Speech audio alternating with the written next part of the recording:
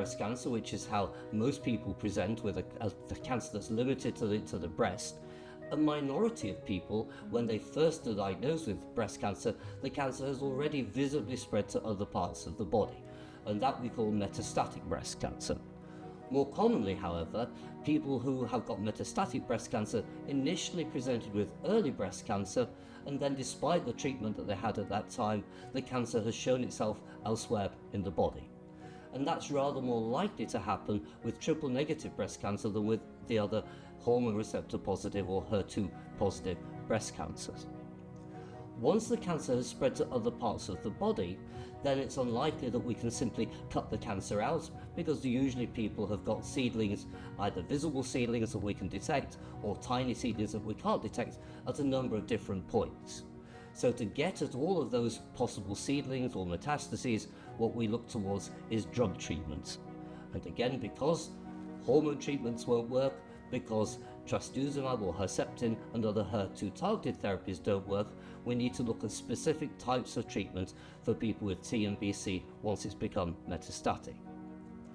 The mainstay of treatment, of what we call systemic anti-cancer treatment, of drug treatment for people with metastatic TNBC, has been with chemotherapy, and that remains the case.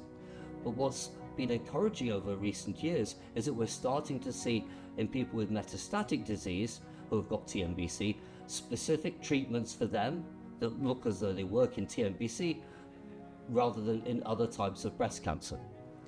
So we know that certain chemotherapy drugs are more likely to work in TNBC, so we would often treat people with those particular chemotherapy drugs.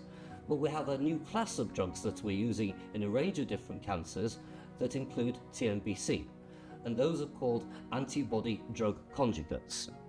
And what those involve is a chemotherapy drug tagged onto an antibody, and what the antibody does is it homes in on the cancer cells and then releases the chemotherapy close to or within the cancer, so we get more damage to the cancer and less damage to the healthy tissues. And one of those drugs, called sacituzumab govitecan, is specifically approved and used in people with metastatic triple negative breast cancer. It's not approved for use in other types of breast cancer. The other important advance has been the use of immunotherapy. We use immunotherapy in the what we call adjuvant setting in people who have had their local treatment for early breast cancer, but we also can use it in people who have developed metastatic breast cancer.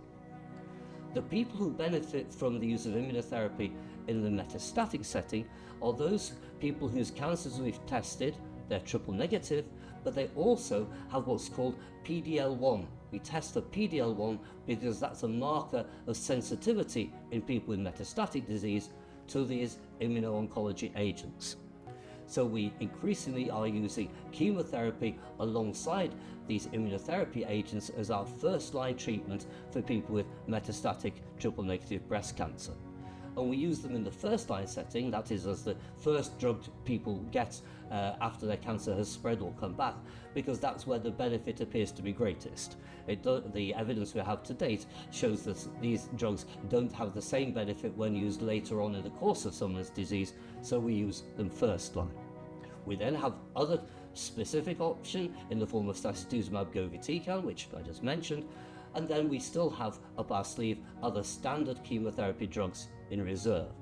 So as with other types of metastatic breast cancer, it's important to understand that this isn't a case of simply one bite at the cherry. We have a number of different treatments that we can use in sequence.